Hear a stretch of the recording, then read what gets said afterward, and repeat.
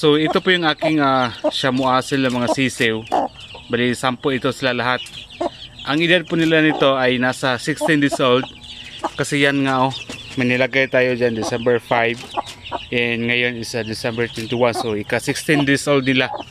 So yan po yung mga hitsura ng ating mga Shamu Asil. Yan. So sa iba, maraming nag-i-inquire sa ating sampin at sa kabasilan.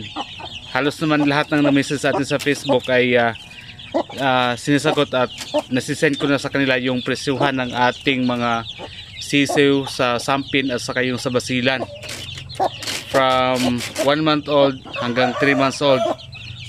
At saka yung mga 45 days old, alam na po nila kung magkano yung presyo ng aking sampin at sa kabasilan. Kasi halos magkapareho lang ho sila. Pero ito yung ating Shamu Asil ng mga sisiw ay medyo mahal lang ito sa konti kasi nga gusto ko itong paramihin at saka gawing pang materyales. Pero kung meron namang gustong bumili dito ay okay lang din, pero kung wala, okay lang. So ngayon nag-inquire ako sa iba ng mga ganitong lahi ng mga manok. Sobrang mahal, halos yung aking presyo ay nasa kalahati lang. So ang ganito kasi sa ating mga Shamu Asil ng mga sisiw ay nag-release po ako ng from 1 month old hanggang 3 months old. So ngayon yung aking presyo kapag nasa 1 month old sila, ang presyo ko dito ay nasa 200 pesos. So 200 pesos kapag 1 month old. Ngayon kapag 45 days old, ang presyo ko nito ay nasa 250 pesos kapag 45 days old. Ayan. Kapag 2 months old na sila, nasa 300 yung per head nito kapag 2 months old na sila.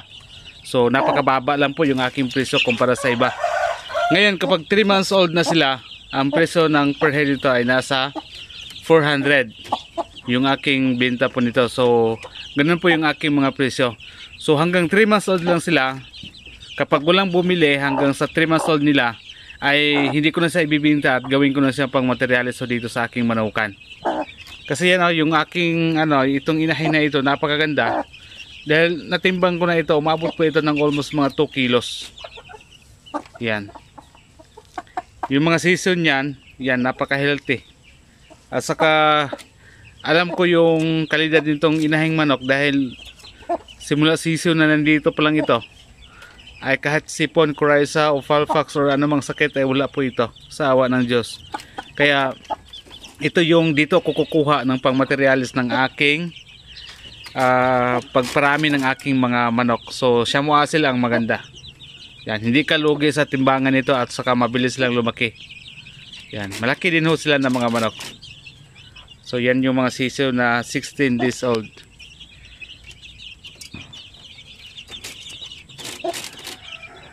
So sa mga interesado nito,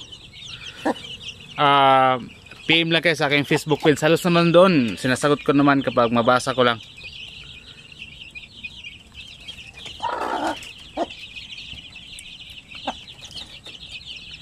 So yan yung yung roaster.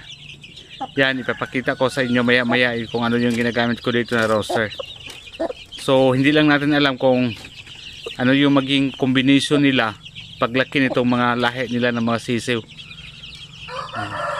Pero I think halos marami siguro mga babae nito eh.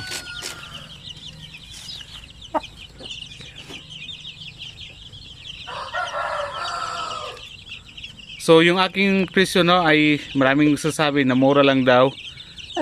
Yun na kasi yung presyo ko, hindi ako nagpresyo ng mataas. Yung aking presyo nga dito ay halos halos kalahati lang sa iba. Pero ito yung sinasabi ko sa inyo na presyo kanina ay fix na yon. Huwag na niyong tawaran kasi mura na nga. So fix na yung presyo ng aking Shamu Asil dito para mas mapadali yung ating transaction. Yun na yon. Kasi normal naman talaga yung pag magbenta tayo may mga tawad talaga. Pero yun, sinasabi ko fix na para madali yung ating transaction nila. So kunin ko yung inahing manok para makita nyo yung mga sisiw na 16 days old. So 14 days to go ay actually pwede na itong i-release. Kasi mag 1 month na sila. So kapag 1 month na kasi sila, kahit wala kayong ilaw dyan, mataas kasi yung survival rate nito. So kunin ko yung inahing manok ha. Aha. Ayan. Yan yung mga 16 days old na mga Shamu Asil, oh. Yan. Tingnan nyo yung tindig nila.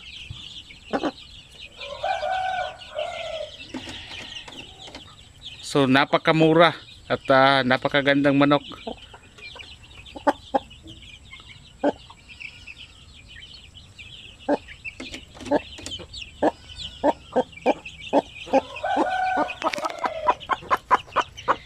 So yan.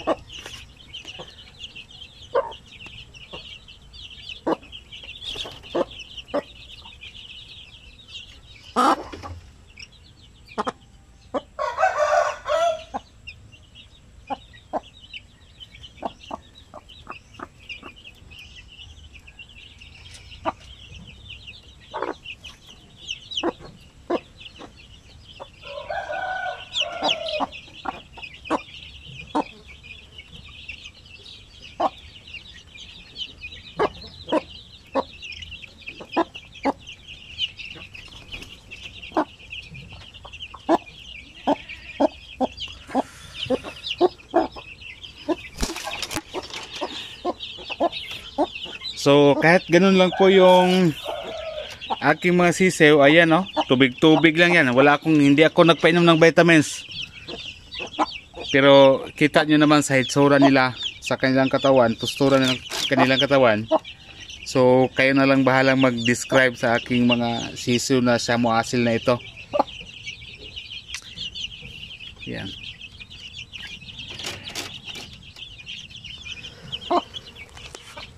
So ang ina nito ay tumitimbang siya ng, yun nga sabi ko na 2 kilos. Yung ginagamit ko naman na roaster dito ay tumitimbang siya ng halos mga 3 kilos. So alangan naman yung lahi nito maliit, diba?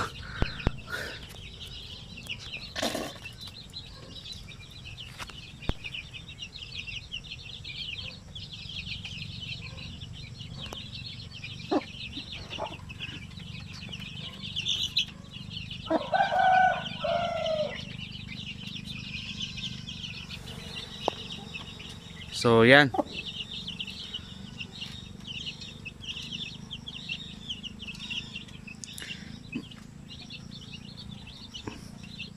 So bilib ako sa iba na nag-alaga ng manok na kahit gaano kamahal yung kanilang mga manok ay napakadali nilang mabinta. Siguro maganda talaga siguro yung mga marketing strategy siguro nila.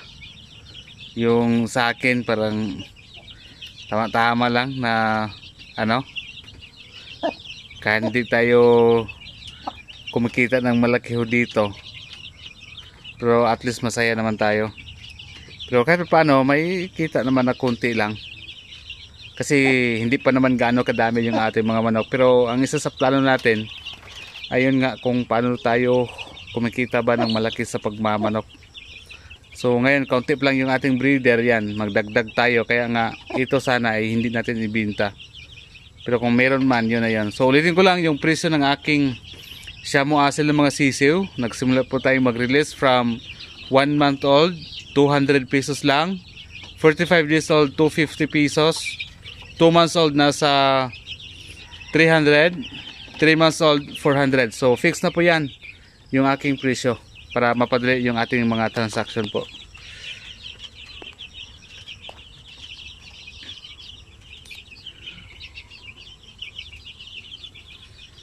So yan o.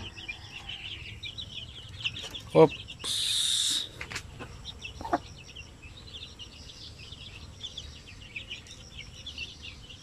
Ako rin ay excited ako kung ano yung maging lahi nito sa combination nitong inahing manok at saka yung ating ginagamit na roaster na Shamu Asil din.